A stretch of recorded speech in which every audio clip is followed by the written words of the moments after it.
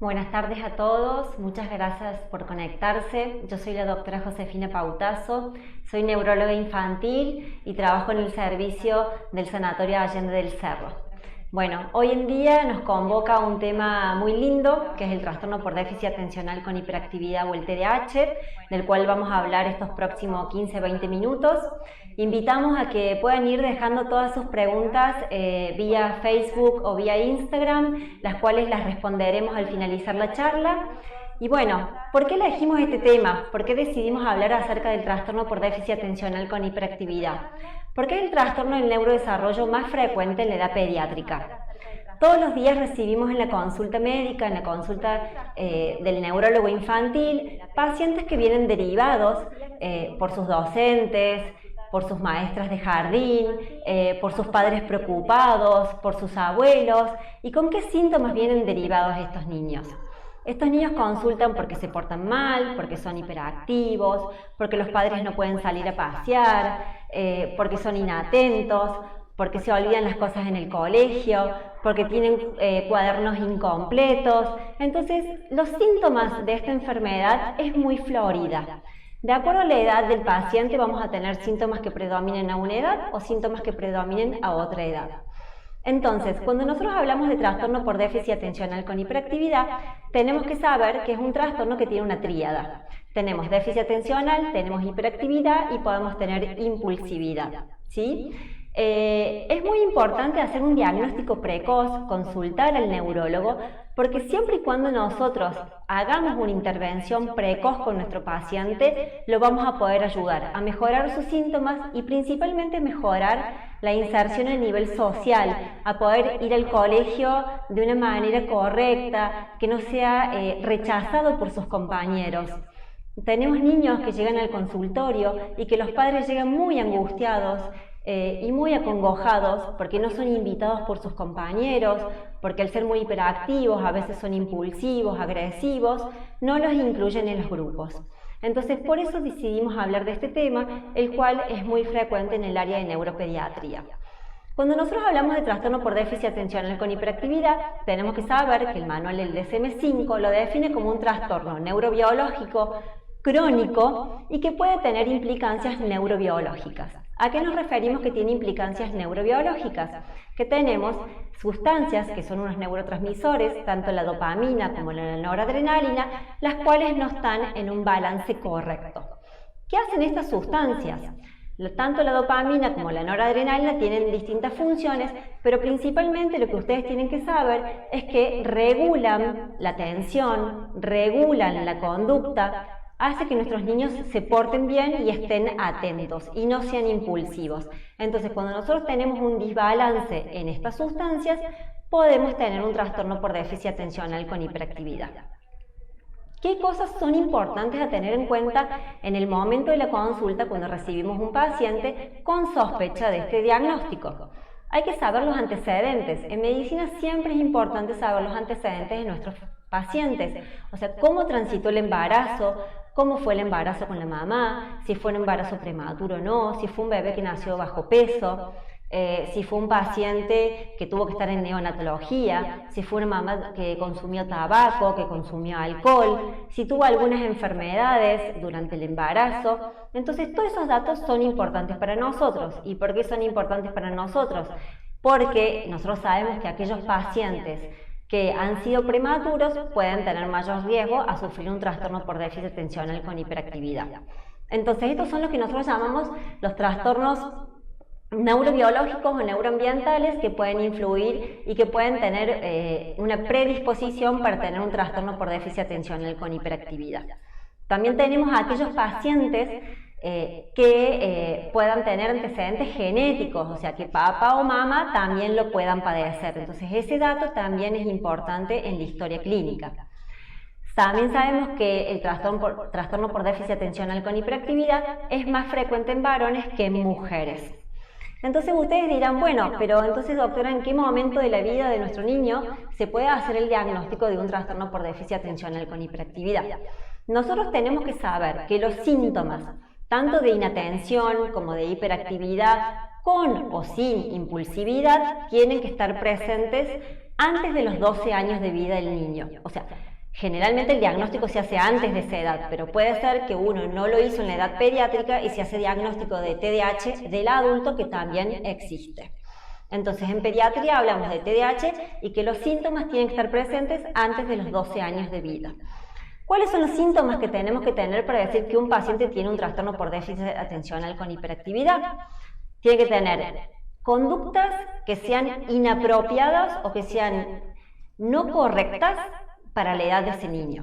Por ejemplo, un paciente o un niño que está en un segundo grado y que no puede permanecer sentado en la silla y que deambula y que molesta y que le saca la cartuchera a los chicos y que rompe cosas y que hace ruidos en el aula, uno dice, bueno, a ver, esta conducta para un nene entre 7 y 8 años no es una conducta habitual. O sea, a esa edad este niño ya debería poder tener manejo de su conducta, de sus impulsos, de su actividad kinestésica, ¿sí? Entonces, siempre hay que tener niños que disrumpan en distintos ámbitos estas conductas. ¿A qué nos referimos con esto? O sea, que el niño tenga conductas inatencionales, de hiperactividad, de impulsividad en 2 o más ambientes. O sea, que la conducta patológica no sea solo en la casa o no sea solo en el colegio, sino que sea en la casa, en el colegio, en la casa de los abuelos, cuando va a la casa de los amigos. O sea, que tiene que estar presente en distintos ámbitos, ¿sí? Por ejemplo, hay niños que no pueden llevarlos al supermercado. Padres que dicen, nosotros a mi hijo no puedo llevarlo al supermercado, doctora, porque se porta mal. Porque no puedo subirlo al carrito, porque se quiere tirar del carrito, porque me agarra todas las cosas de la góndola. Entonces, bueno, ahí vamos juntando signos y síntomas y vamos viendo de hacer un diagnóstico. El diagnóstico, junto con la intervención, se hace de manera conjunta, se hace en equipo.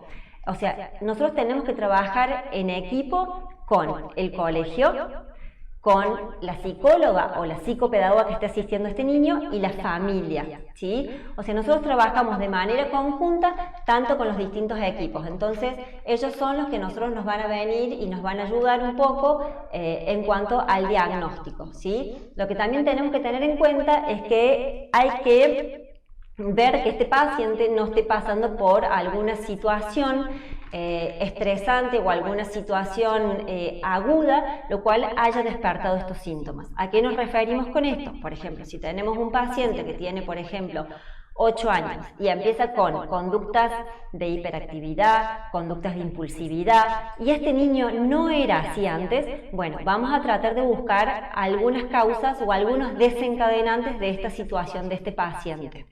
Por ejemplo, o que haya fallecido algún familiar, o que papá y mamá se hayan separado, o que se hayan mudado de casa, o que se hayan ido a vivir a otra provincia, o que lo hayamos mudado de colegio. Entonces, ver si esa puede ser la causa de la conducta de este niño.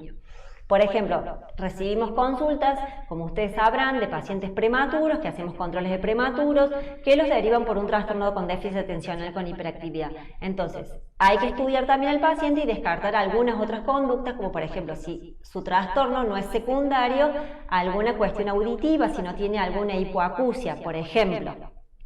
Entonces, lo más importante acá es ver todos los factores desencadenantes para estar seguros en el diagnóstico. Acá hacemos un stop. Recuerden, no olvidarse que al final de la charla vamos a estar respondiendo todas las preguntas que nos vayan dejando, tanto por Facebook como por Instagram, ¿sí? Entonces, no olvidarse de los factores desencadenantes de los síntomas del trastorno por déficit atencional con hiperactividad, que pueden ser genéticos, que pueden ser los neurotransmisores y los ambientales. Recordar que podemos tener distintos tipos de pacientes. No todos los pacientes tienen la misma sintomatología. Tenemos pacientes que tienen más a predominio inatención y otros pacientes que son más a predominios hiperactivos e impulsivos. Por ejemplo, para que más o menos puedan darse cuenta a qué nos referimos con esto. Un paciente inatento es aquel paciente que se distrae, se dispersa, va al colegio, pierde la goma, pierde la regla, no copia todo en la carpeta, o sea, trae todo incompleto, entonces la madre tiene que estar llamando a las otras mamás compañeritas del grado para poder completar. Es olvidadizo, pareciera como que no está presente cuando uno le habla y le pedimos anda a buscar las medias, y cuando llega a buscar las medias dice, mamá, ¿qué me pediste? Entonces, estos pacientes son los característicamente inatentos. Entonces, nosotros podemos tener los trastornos por déficit atencional que sean a predominio inatento. A su vez, podemos tener los que tengan trastorno por déficit atencional con hiperactividad a predominio hiperactivo, que son los que no paran, los que rompen reglas, los que rompen todo el límite que le ponemos. No podemos ir al supermercado, no lo podemos llevar al cine, las maestras se quejan, nos mandan notas porque el niño se porta mal. Y a su vez podemos tener los combinados de que se pueden acompañar con o sin impulsividad. Entonces, nosotros cuando tenemos el enfoque de estos pacientes, ¿qué es lo más importante? Lo importante es hacer un diagnóstico, tanto del médico neurólogo como con ayuda del colegio, con ayuda de los padres y con ayuda de la psicóloga o psicopedagoga que esté acompañando a este paciente, ¿sí? Más allá de que haya criterios diagnósticos, hay que conocer al niño en todos sus ámbitos, en todos sus ambientes, en todos sus lugares, ¿sí? Entonces, cuando nosotros nos referimos a un tratamiento en nuestros pacientes, ¿qué es lo que tenemos que hacer? Hay que hacer un enfoque con la escuela, hay que hacer bajadas de línea con la escuela, hay que pedirle a la escuela que nos ayude. Por ejemplo, es una buena estrategia pedirle a la escuela que estos niños sean los encargados de alguna tarea importante. Por ejemplo, que sea el encargado del borrador. Entonces la maestra, cada vez que necesite el borrador, este niño va a estar prestando atención, no se me va a dispersar porque sabe que va a tener una tarea que cumplir, que va a ser alcanzarle el borrador a la docente. Sentarlo en el primer banco, cosa de tener el ojo a ojo, la mirada, el uno a uno todo el tiempo con la docente. Entonces, la escuela es sumamente importante. El otro enfoque que tenemos es la psicóloga y la psicopedagoga, más que nada en dos cuestiones.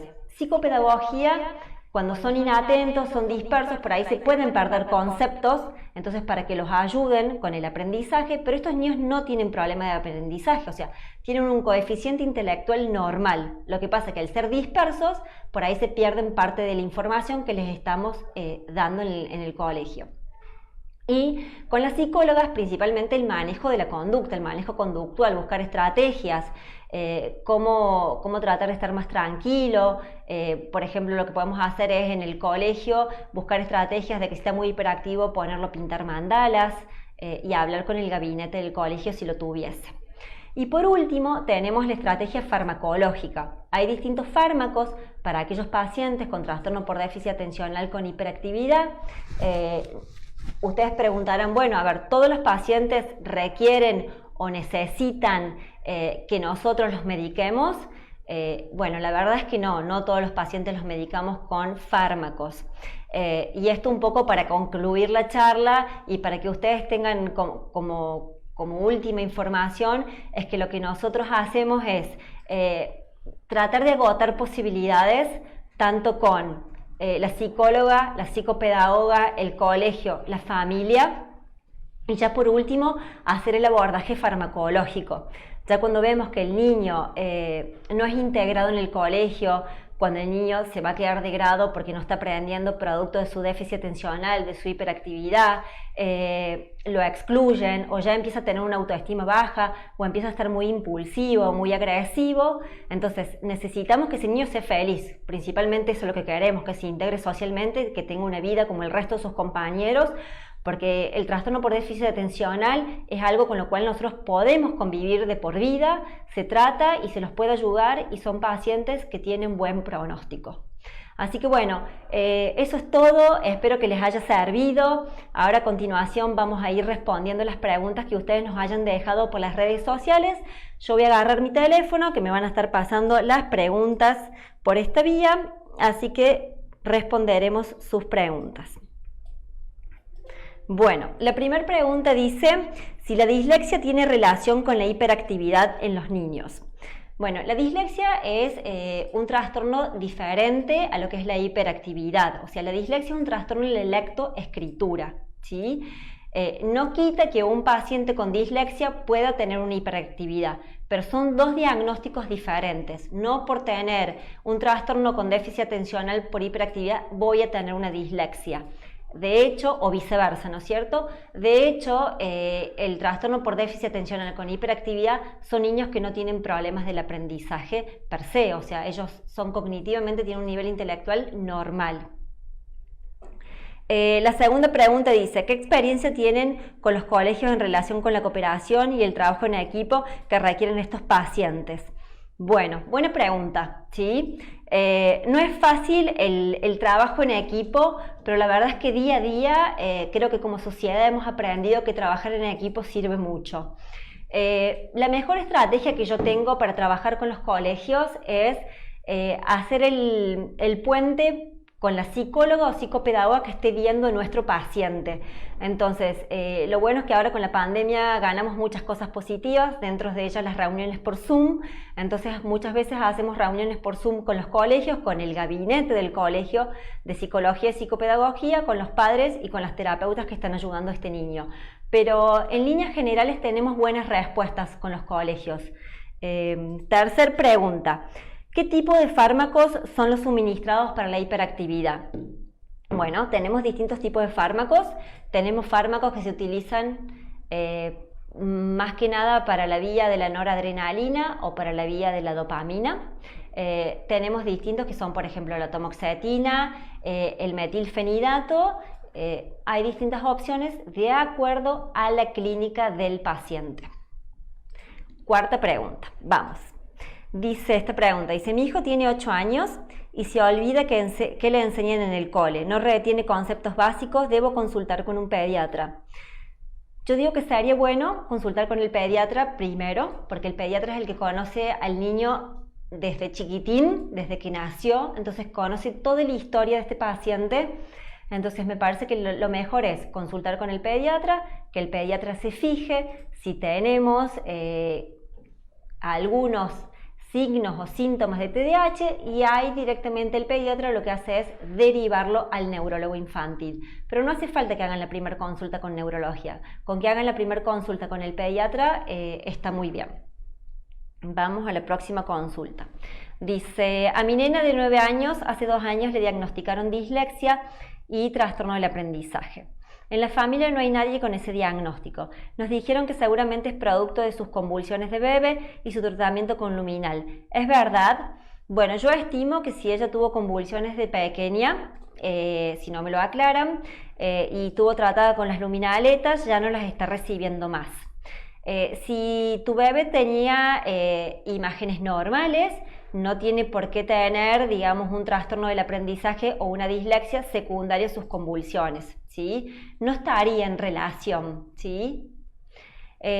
Cualquier cosa, esta mamá, si nos quiere después dejar otra pregunta sobre esta misma, no hay ningún problema. Dice, ¿es posible saber si un niño es hiperactivo antes de los 3 años? ¿Hasta qué edad tengo que esperar? Bueno, la verdad que esa pregunta también me gusta en el sentido en que los niños ahora tienen como un componente mucho más ansioso, mucho más hiperactivo con lo que veíamos antes. También el estímulo, las pantallas. Vivimos en una sociedad que está sumamente ansiosa, donde todo es el ya y los chicos lo viven.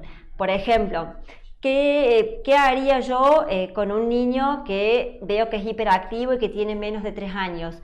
Buscaría qué elementos les pueden estar generando esta hiperactividad. Exceso de pantallas, exceso de celulares, tablets, televisores. Todavía es pequeño, a los 3 años, para hacer un diagnóstico de TDAH. De hecho, a esa edad nadie lo medica. Nosotros no los medicamos hasta que necesitamos que se inserte en el colegio, o sea, que esté sentado en el cole, que tenga un primer grado. Es raro que los mediquemos antes de los 6 años, ¿sí? O sea que si a vos, mamá, te queda duda de que tu nene puede ser hiperactivo o no y tiene menos de 3 años o tiene 3 años, por ahí podés consultar al médico, al pediatra o a una psicóloga para ver qué herramientas podemos aplicar para ir trabajando sobre la conducta o qué factores pueden estar influyendo en tu bebé para que él esté siendo más hiperactivo.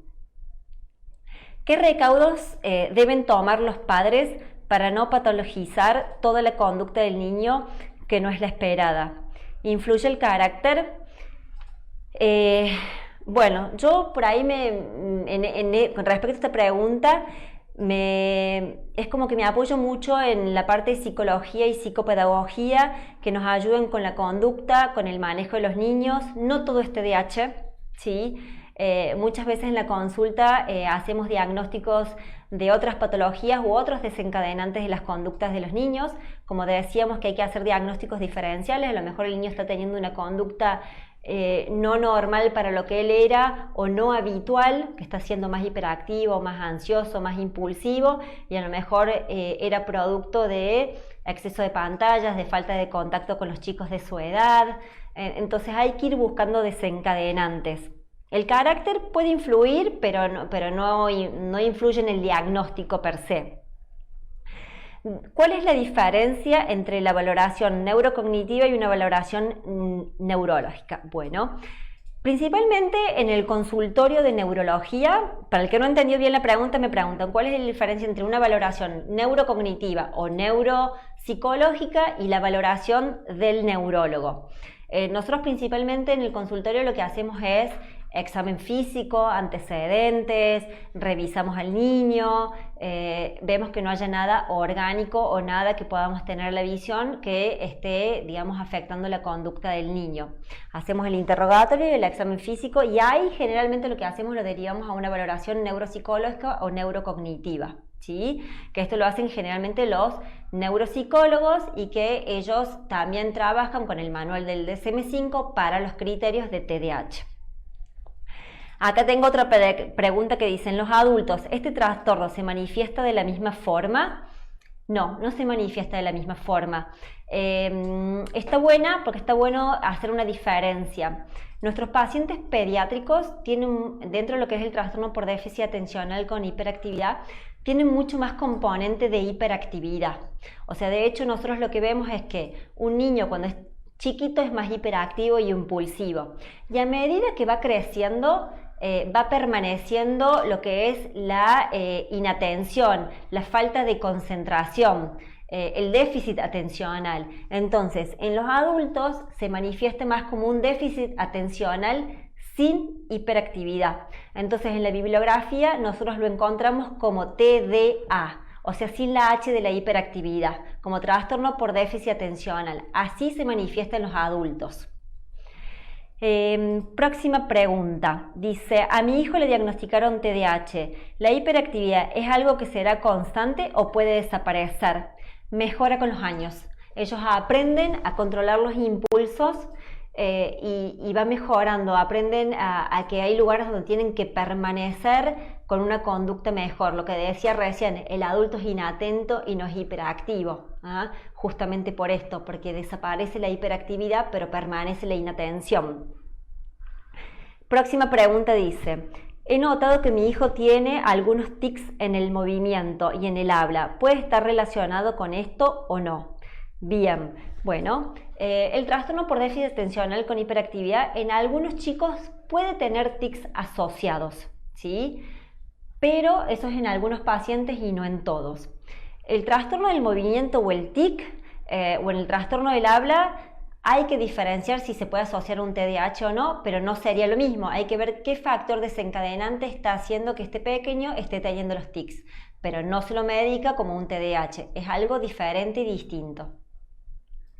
Acá tengo otra pregunta. Dice: soy maestra de grado y he tenido alumnos con déficit atencional.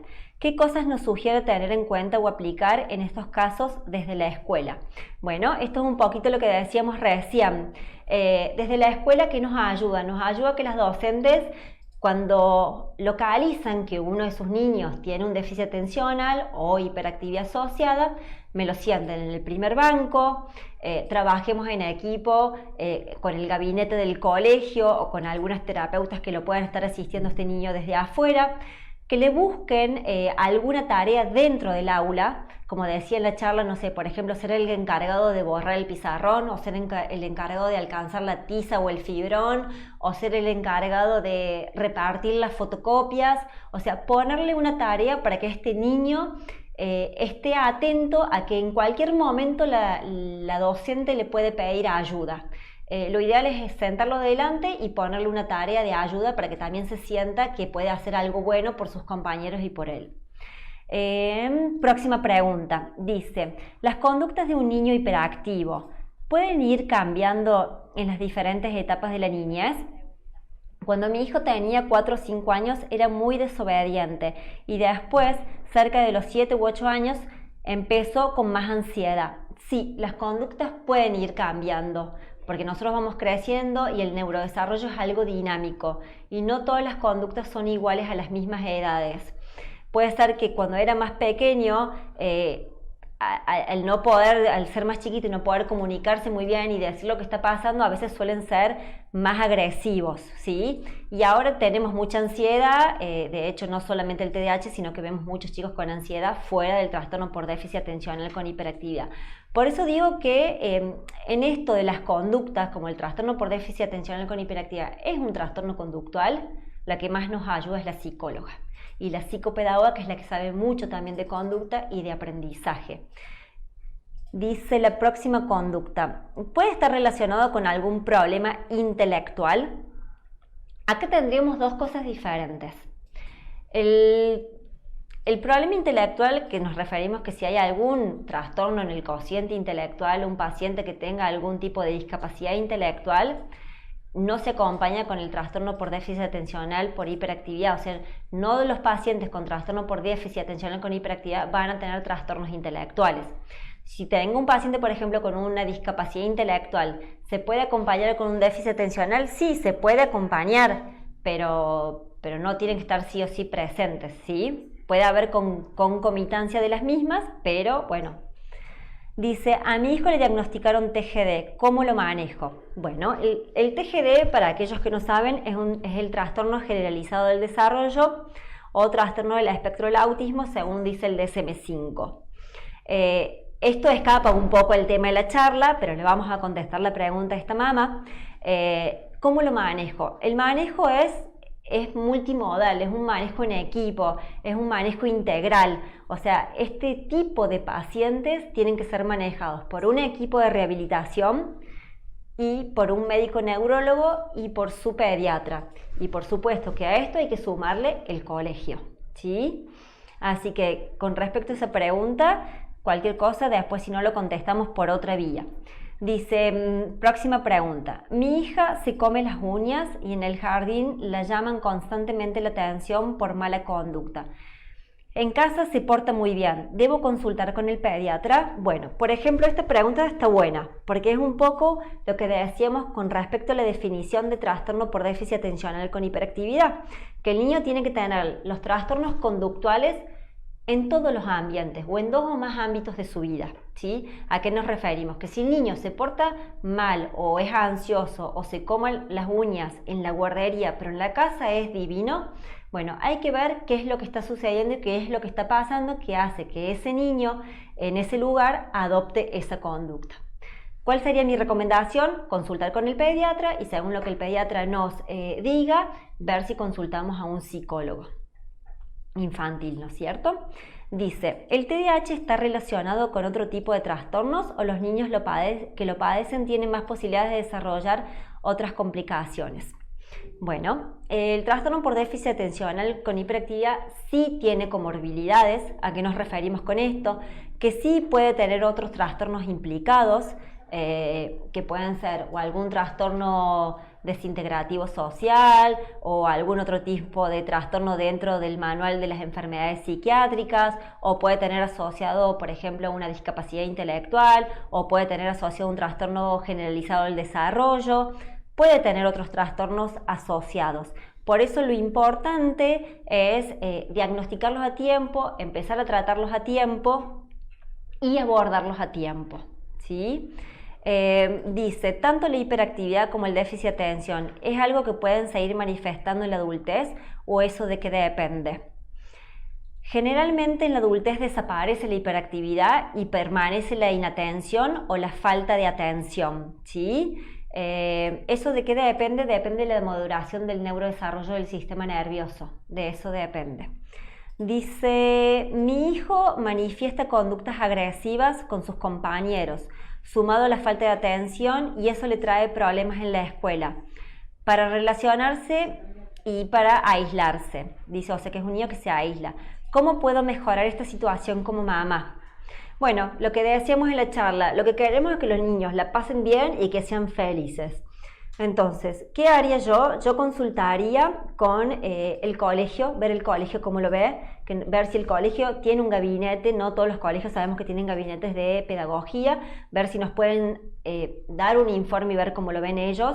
Y sí, hacer una consulta con pediatría o con neurología infantil para ver si este niño realmente tiene un TDAH o no lo tiene, y para poder abordarlo, por lo menos con psicología, psicopedagogía, y después realmente ver si hace falta o no medicación. La medicación no es la primera elección nunca.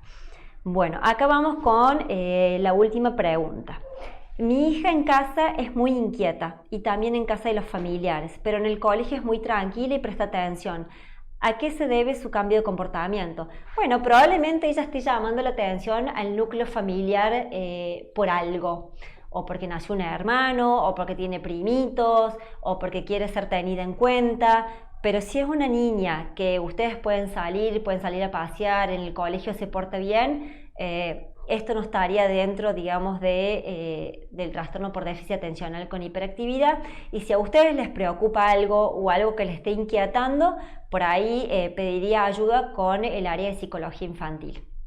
Bueno, muchas gracias por todo, gracias por haber compartido estos minutos. Espero que les haya sido útil y bueno, hasta luego, gracias.